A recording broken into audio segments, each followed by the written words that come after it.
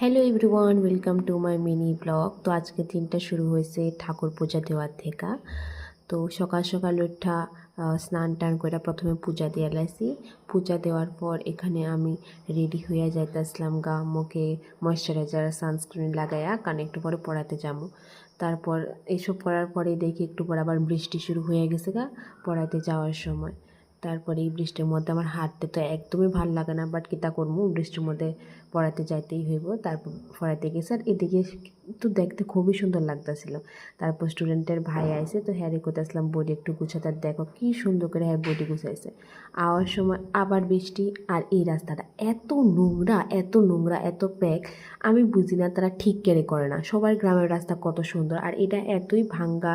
সাইডে এই যে সাইডে দেখতেছে, ওই দেখে তো একটু বড় গাড়ি গেলে অনেক রিস্কি একটা জায়গা।